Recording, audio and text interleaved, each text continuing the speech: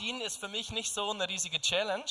Ich bin Master darin, bei meinen Nachbarn zu klingeln und zu fragen, hast du mir einen Knoblauch, hast du mir eine Zwiebel, hast du mir eine Bohrmaschine? Ich mache das beinahe täglich, weil ich finde das Schöne, man kann die Kultur, die Schweizer Kultur da ein bisschen durchbrechen. Und ich diskutiere da eben mit Celeste immer drüber, unsere neue Pastorin, weil die kann das nicht so gut und sagt immer, das ist not Swiss, das ist nicht schweizerisch, wie du das machst.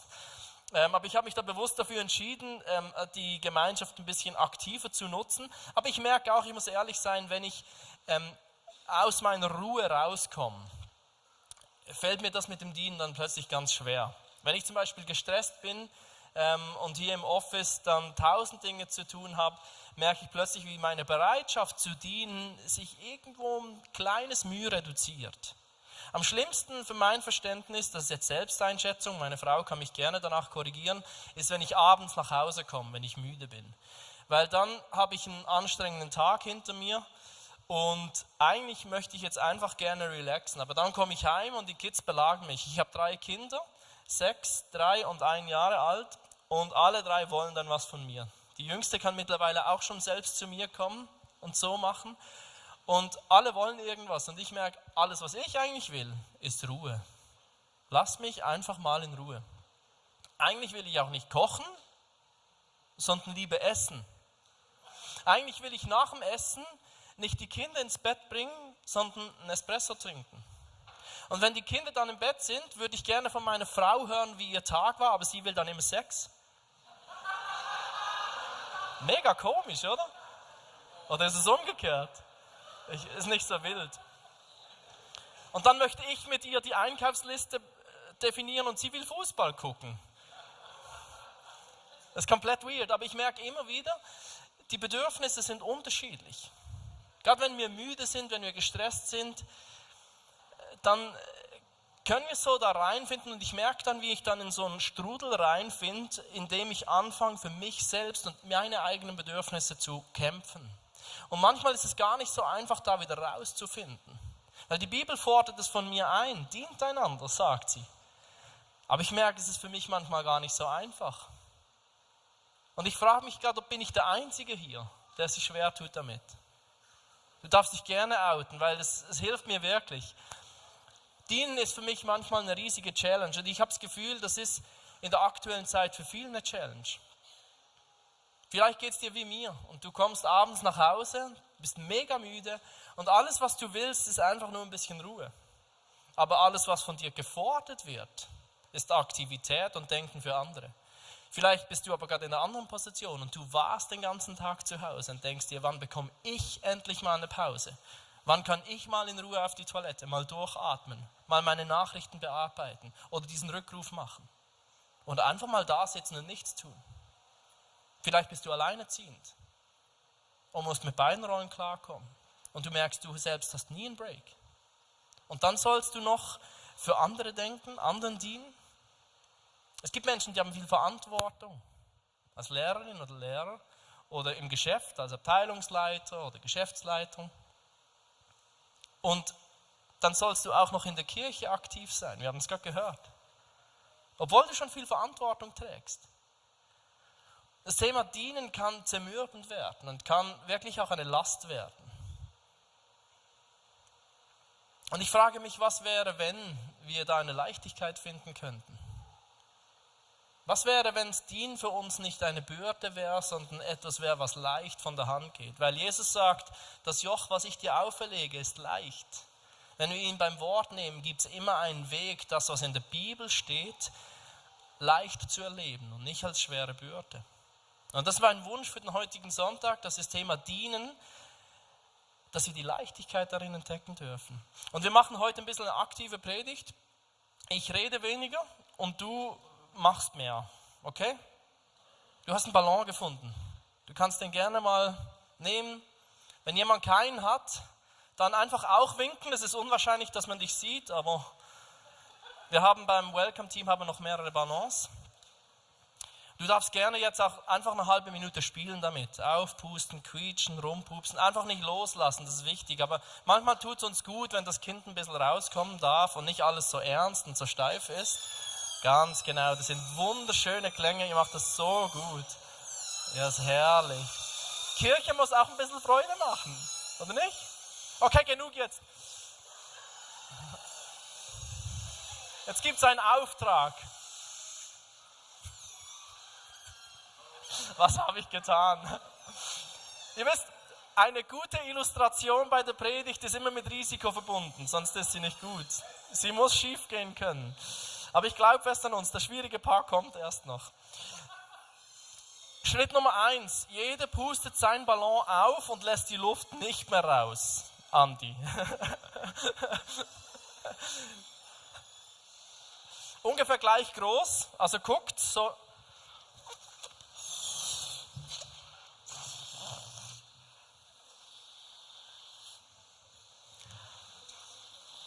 Vielleicht ungefähr so. Das Ziel ist, dass alle gleich aussehen. Das heißt, wenn deiner noch zu klein ist, pust noch was rein. Wenn er zu groß ist, lass was raus. Jetzt darfst du noch einmal pupsen. Und dann machst du einen Knoten rein.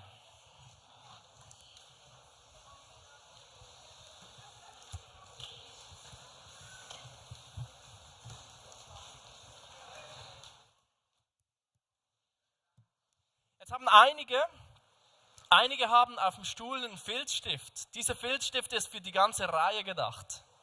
Das heißt, du kannst jetzt einen Filzstift nehmen und deinen Namen, am besten Vor- und Nachnamen draufschreiben. Tu mir einen Gefallen und schreib nur deinen Namen, mach keine Zeichnungen, keine Kennzeichen sonst, sondern einfach so ungefähr Handfläche oder faustgroß deinen Namen.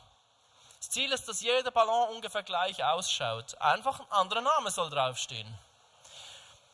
Und wenn du fertig bist, kannst du noch ein bisschen wedeln. Sagt man das auf Hochdeutsch? Wedeln, damit das Zeug nicht direkt verschmiert. Und wie schon richtig gesehen, einige haben das schon gemacht, sind wir sozial in dieser Kirche und geben den Filzstift weiter, dass die Person neben uns auch ihren Namen schreiben kann. So, wenn du 20 Mal diese Bewegung gemacht hast, darfst du jetzt diesen Ballon nach hinten befördern. Die müssen alle zur Sandrine hinter. Seht ihr die Sandrine? Wink mal. Können wir ein bisschen Musik haben? Es wirkt alles noch ein bisschen trocken hier. Die müssen alle dahinter. Kein Ballon darf liegen bleiben. Und macht sie nicht kaputt, wir brauchen sie nochmal, okay? Ihr macht das grandios.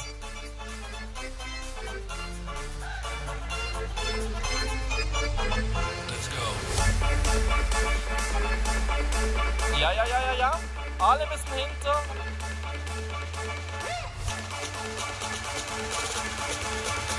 Alle müssen hinter.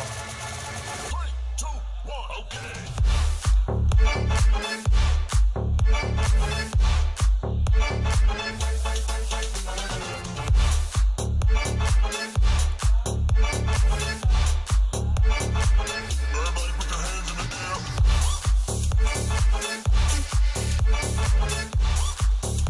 Ja, das dauert echt lange, hä? Ihr müsst mal ins Volleyballtraining. Das Ganze könnte ein bisschen zielgerichteter funktionieren. Schönes März, genau. Es kommt gut. No, wir haben Ersatzballons übrigens. Weil wenn du deinen Ballon heute nicht zurückbekommst, dann hast du vielleicht am Ende der Predigt ein Problem. Aber wir haben noch Ballons, also einfach nochmal, go for it. Wir haben Zeit.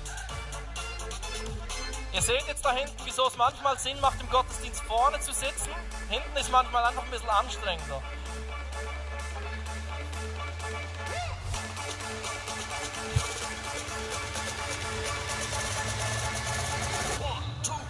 Also, darf ich euch bitten, eure Aufmerksamkeit wieder auf die Bühne zu lenken?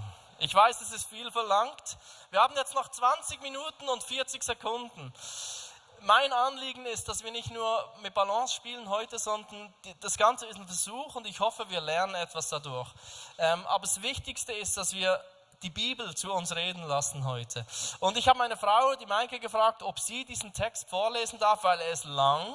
Er steht im Johannes 13 und sie liest einfach viel schöner und besser als ich. Es war vor dem Passafest und Jesus wusste, dass für ihn die Stunde gekommen war, aus dieser Welt zum Vater hinüberzugehen. Und da er die Seinen in der Welt liebte, erwies er ihnen seine Liebe bis zur Vollendung.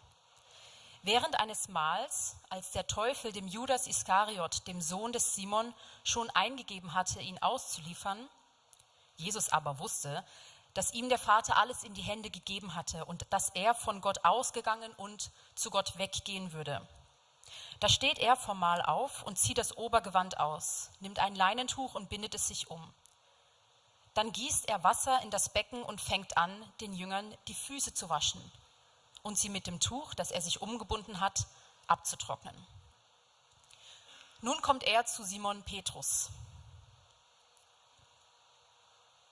Der sagt zu ihm: Du, Herr, willst mir die Füße waschen? Jesus entgegnete ihm: Was ich tue, begreifst du jetzt nicht, im Nachhinein aber wirst du es verstehen. Petrus sagt zu ihm: Nie und nimmer sollst du mir die Füße waschen. Jesus entgegnete ihm: Wenn ich dich nicht wasche, hast du nicht Teil an mir. Simon Petrus sagte zu ihm: Herr, dann nimm nicht nur die Füße, sondern auch die Hände und den Kopf. Jesus sagt zu ihm: Wer vom Bad kommt, braucht sich nicht zu waschen. Nein, er ist ganz rein. Und ihr seid rein, aber nicht alle. Denn er kannte den, der ihn ausliefern sollte. Darum sagte er: Ihr seid nicht alle rein. Nachdem er ihnen nun die Füße gewaschen hatte, zog er sein Obergewand wieder an und setzte sich zu Tisch. Er sagte zu ihnen: Versteht ihr, was ich an euch getan habe? Ihr nennt mich Meister und Herr und ihr sagt es zu Recht, denn ich bin es. Wenn nun ich als Herr und Meister euch die Füße gewaschen habe, dann seid auch ihr verpflichtet, einander die Füße zu waschen. Denn ein Beispiel habe ich euch gegeben. Wie ich euch getan habe, so tut auch ihr. Amen, Amen. Ich sage euch, ein Knecht ist nicht größer als sein Herr und ein Bote nicht größer als der, der ihn gesandt hat. Wenn ihr das wisst, selig seid ihr, wenn ihr es auch tut. Vielen Dank. Ist für mich ein Text, der so viel Inhalt bringt. Ich finde es schwierig, über solche Texte zu predigen, weil ich den Anspruch habe, möglichst vieles darin zu erklären. Aber ich merke, ich bräuchte wahrscheinlich 10 bis 20 Predigten, um all die Aspekte hervorzuholen, die der Text mit sich bringt. Ich will heute 1, 2 Dinge aufzeigen. Ich glaube, dafür ist wichtig, dass wir erstmal die Situation verstehen. Das ist alles kein Zufall, dass das am Passafest passiert. Passafest feiern die Israeliten, um sich daran zu erinnern, was damals in Ägypten war. Die Israeliten waren in Ägypten gefangen, waren versklavt und mussten dem Pharao dienen und für ihn arbeiten.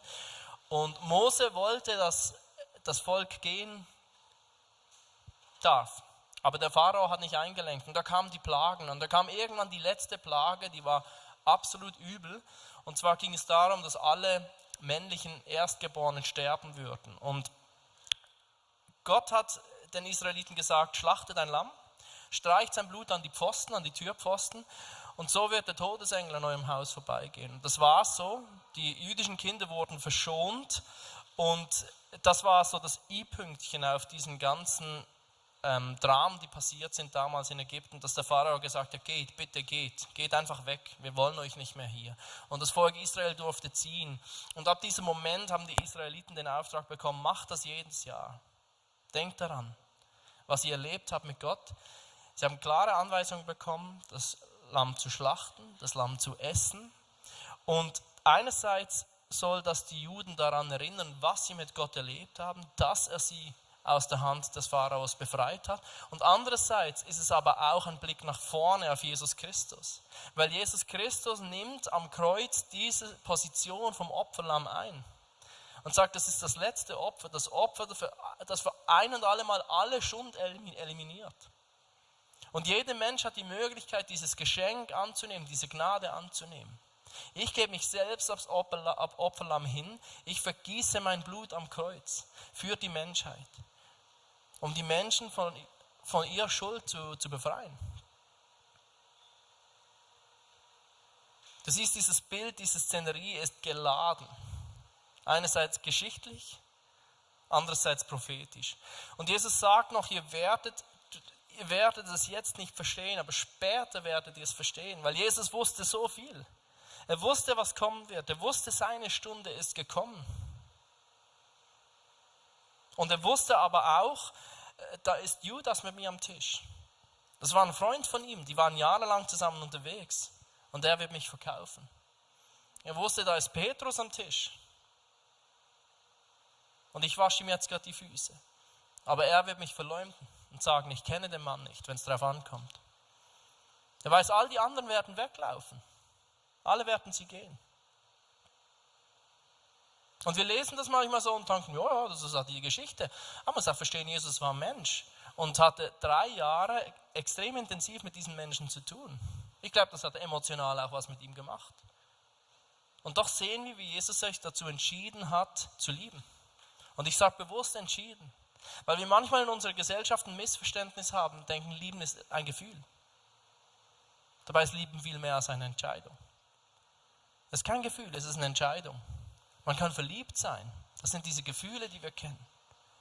Irgendwann geht es weg, manchmal kommt es wieder mehr, aber das geht so auf und ab, sage ich nach 10 Jahren Ehe.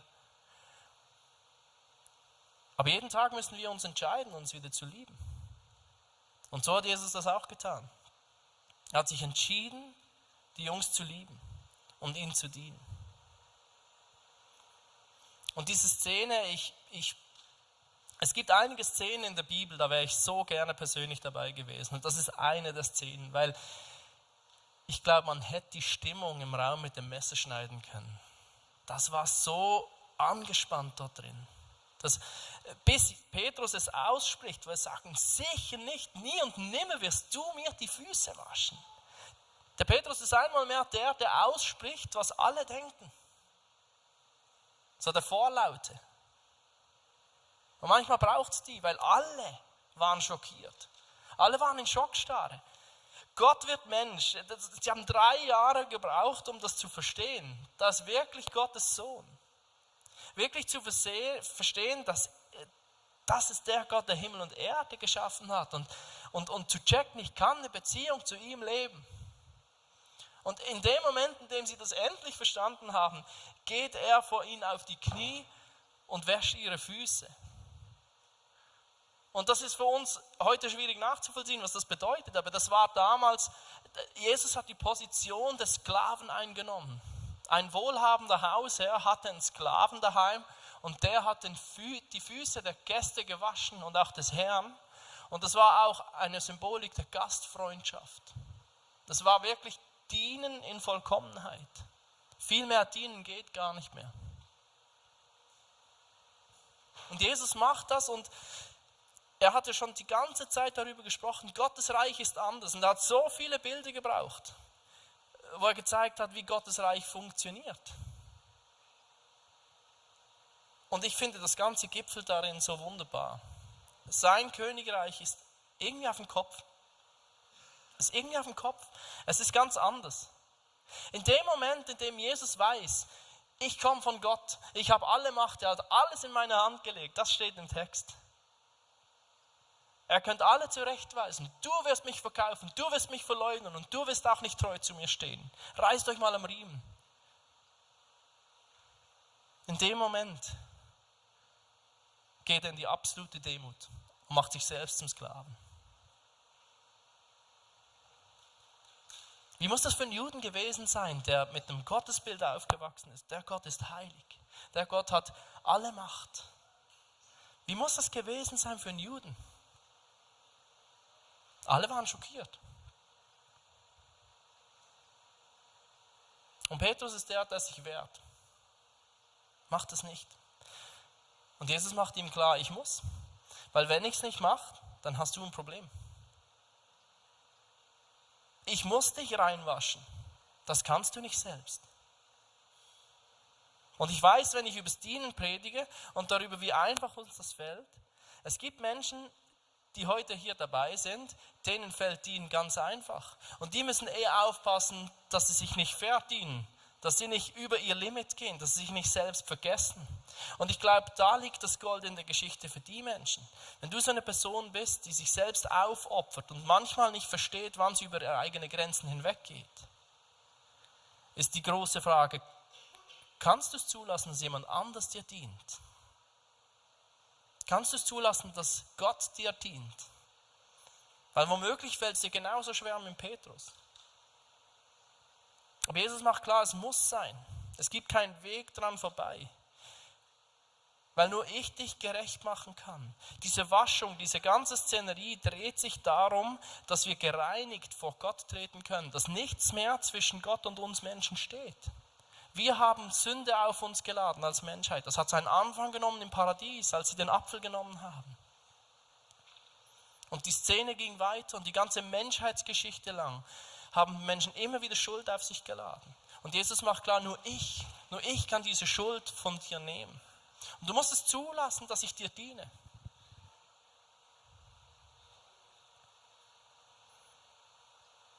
Und dann kommt ziemlich hinten im Text diese Aussage, die mich dann so auf die andere Seite nimmt und mich dort trifft.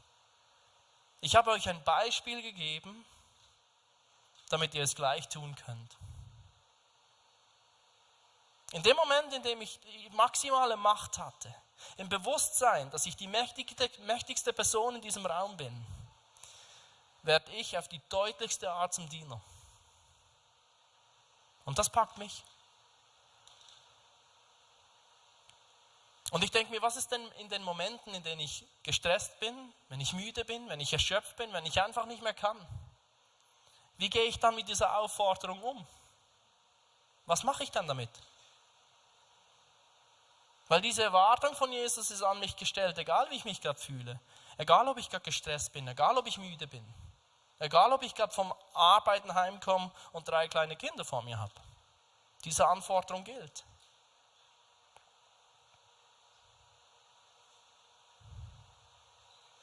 Es gibt so eine Aussage, wenn sich jeder um sich selber sorgt, ist für alle gesorgt. Kennst du die? Mathematisch geht es auf. Wenn jeder hier drin zu sich selbst schaut, ist für alle geschaut, richtig? Und vielleicht siehst du die kleinen Kids, Tobi steht gerade da hinten. Dieses Kind kann nicht für sich selbst schauen. Es braucht jemanden, der schaut, der sich kümmert. Wir haben Menschen, die sind von Krankheit betroffen. Die können nicht mehr. Wir haben Menschen, die sind erschöpft und mögen nicht mehr. Es gibt so viele Menschen in unserer Gemeinde, die können nicht einfach für sich selbst schauen. Und ich glaube, wenn wir es als Gemeinde hinbekommen, füreinander zu schauen, dann haben wir was enorm Wichtiges gelernt und geschafft. Jesus sagt im letzten Vers, jetzt wo ihr das alle wisst, selig seid ihr, wenn ihr es tut. In anderer Übersetzung steht, glücklich seid ihr, wenn ihr es tut. Und in anderen Worten könnte man sagen, dienen macht glücklich. Und das in der heutigen Zeit zu sagen, das ist gewagt. Es ist gewagt. Dienen macht glücklich. Warum? Wir kommen wieder zurück zum Ballon. Jetzt müsst ihr gut zuhören, dass es funktioniert. Du darfst jetzt, wenn ich los sage, aufstehen und dann darfst du hintergehen und deinen Ballon suchen. Folgende Regeln. Es gilt Sprechverbot. Du darfst nicht reden, sondern einfach nur deinen Ballon suchen. Mach keine Ballons kaputt, bitte. Und weist keine anderen Menschen darauf hin, da ist deiner. Sondern sei einfach damit beschäftigt, deinen Ballon zu finden. Wenn du einen nimmst, das ist nicht deiner, legst ihn wieder hin, nimmst den nächsten. Verstanden? Ihr guckt mich an wie Autos. Achtung, fertig, los.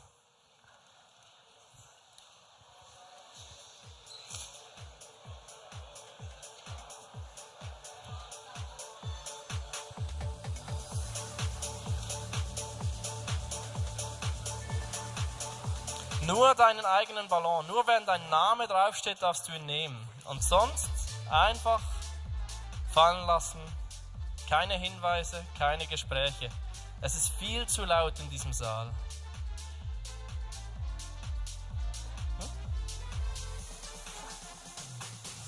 So funktionieren Versuche.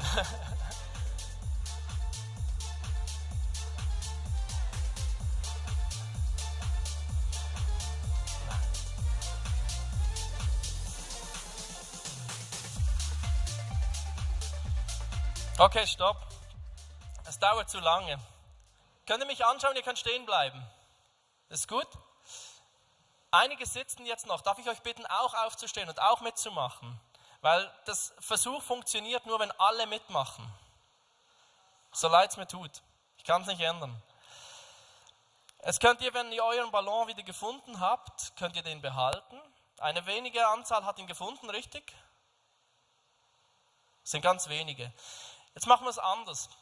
Jetzt nimmst du einfach irgendeinen Ballon und schaust drauf, welcher Name steht drauf. Und dann suchst du die Person, dem er gehört. Okay? Achtung, fertig, los.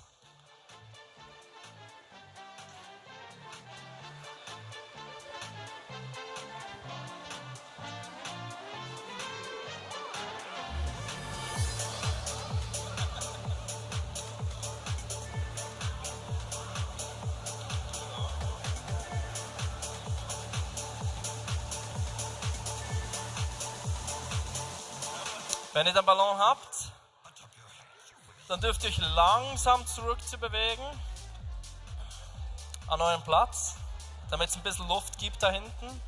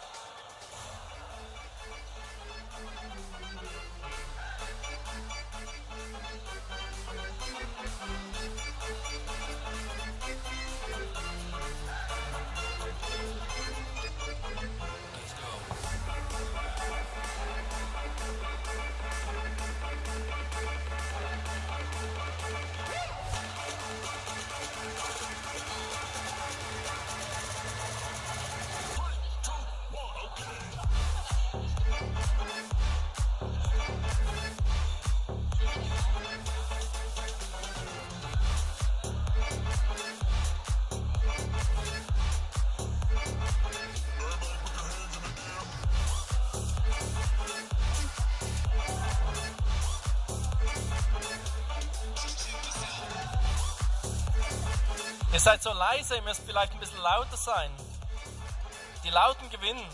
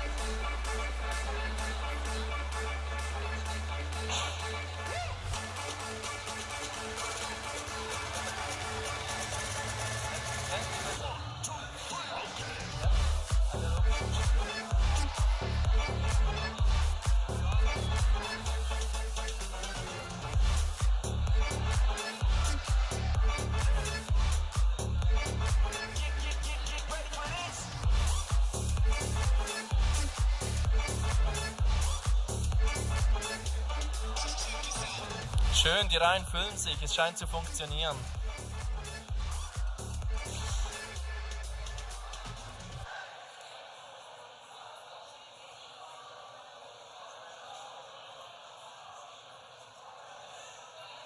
Ist es meiner? Ja, dann musst du ihn mir bringen. Wenn ich runterkomme mit dem Mikrofon, dann pfeift das wahrscheinlich. Danke vielmals.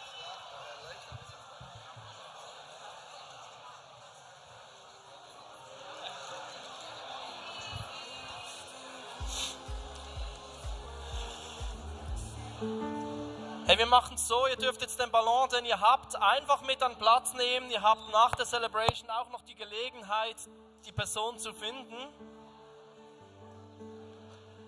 Und dürft zurückgehen jetzt.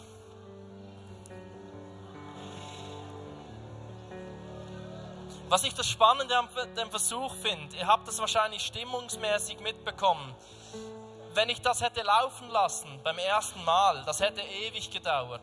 Einige hatten Glück und haben ihren Ballon gar gefunden, wie zum Beispiel Raffi oder Stefan. Ihr habt den Ballon einfach gefunden. Es kann es geben. Aber alle anderen nehmen wahrscheinlich 40, 45, 50, 60, 70, ich bin nicht der beste Statistiker im Raum, Ballons in die Hände, bevor sie ihren finden werden. Und es wird einfach nur mühsam und anstrengend. Leute, so ist das Leben, wenn wir für unsere eigenen Bedürfnisse kämpfen. Wenn wir für uns selbst schauen. Wenn wir schauen, dass wir nicht zu kurz kommen. Wenn wir nicht mehr da rauskommen, für uns selbst zu kämpfen und dafür zu schauen, dass wir nicht zu kurz kommen. Und in dem Moment, in dem wir irgendeinen Ballon genommen haben und die Person gesucht haben, wie zum Beispiel Matthias mich gesucht hat und mir diesen Ballon gegeben hat, schaue ich, wo ist die andere Person und was braucht die? Ganz einfach, sie braucht einen Ballon, hier hast du ihn. Und ihr habt stimmungsmäßig wahrscheinlich gecheckt, was es für ein Unterschied war. Das eine ist eine Fleißarbeit, es ist mühsam und geht in die Knochen. Das andere fällt leicht. Gut, wenn du jetzt komplett introvertiert bist, auch nicht, aber das ist eine andere Predigt. Aber grundsätzlich war eine Stimmung da von Gemeinschaft. Die Menschen haben sich über die Begegnung gefreut. Maike, meine Frau, kam und sagte, ich habe den Ballon von jemandem bekommen, ich habe sie nicht gekannt und umgekehrt genauso. Haben neue Menschen getroffen. Ich habe Matthias noch nicht beim Namen gekannt. Das ist das Wunderbare an Gemeinschaft. Und wenn wir es hinbekommen, für andere zu schauen, die Bedürfnisse des anderen in den Vordergrund zu stellen, werden wir auch nicht zu kurz kommen. Du bekommst deinen Ballon auch, ohne dass du etwas dafür tust. Währenddem du damit beschäftigt bist, für andere zu gucken, gucken andere für dich. Ich glaube, das ist die Idee von Jesus, wenn er sagt, dient einander. Weil er weiß, es funktioniert. Es ist letzten Endes effizienter, es macht mehr Spaß. Aber wisst ihr, warum es noch viel mehr Sinn macht für uns, so vorzugehen? Ich glaube, so sind wir wirklich in unserer Berufung. Ich bin fest davon überzeugt, Gott hat den Menschen nicht dafür geschaffen, sich um sich selbst zu drehen, sondern sich um andere zu kümmern. Und es macht einen Unterschied, wenn wir in unserer Berufung unterwegs sind, als Menschen. Sind wir viel glücklicher. Deswegen sagt Jesus, glücklich seid ihr, wenn ihr es tut. Und deswegen verliert diese Aussage auch an Wagnis. Dienen macht glücklich, wenn wir sowas erleben. Was wird in unseren Ehen passieren, wenn wir das, was der andere braucht, in den Vordergrund rücken, auch wenn wir müde sind? Wie entwickeln sich unsere Kinder, wenn wir ihre Bedürfnisse in den Vordergrund stellen können? Im Vertrauen darauf, ich werde nicht zu kurz kommen. Weil das müssen wir Gott einfach glauben. Was passiert in unseren Freundschaften? Wenn es nicht darum geht, letztes Mal hast du, jetzt bin ich dran.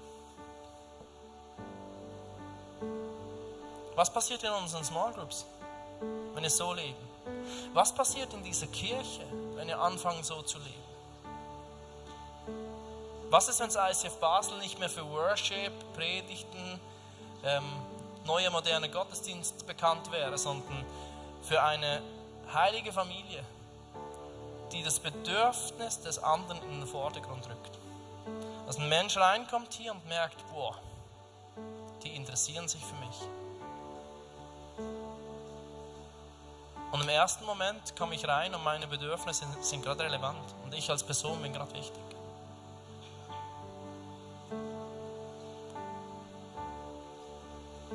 Jesus weiß, Liebe ist ein Verb. Liebe ist kein Gefühl. Liebe ist ein Verb. Und die Bibel macht uns immer wieder klar, wenn Liebe nicht Hand und Fuß bekommt, ist sie heiße Luft.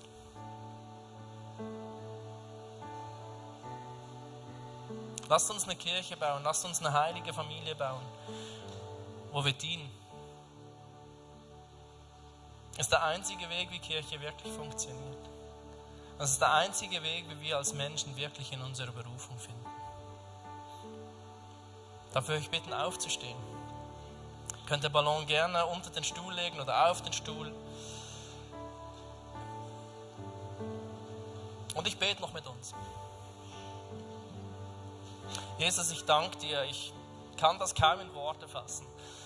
Aber ich danke dir, dass du deinen Thron verlassen hast. Ich versuche es so zu sagen. Und Mensch geworden bist und dann noch zum Sklaven wurdest für uns. Dass du in dem Moment, wo du alle Macht hattest, uns gezeigt hast, wie wir mit Macht umgehen können. Dass du uns gezeigt hast, dass Liebe praktisch werden soll. Dass sie für die Menschen erlebbar wird.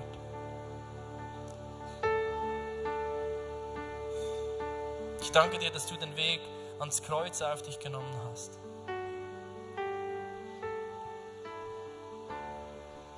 Etwas, was ich kaum begreifen kann.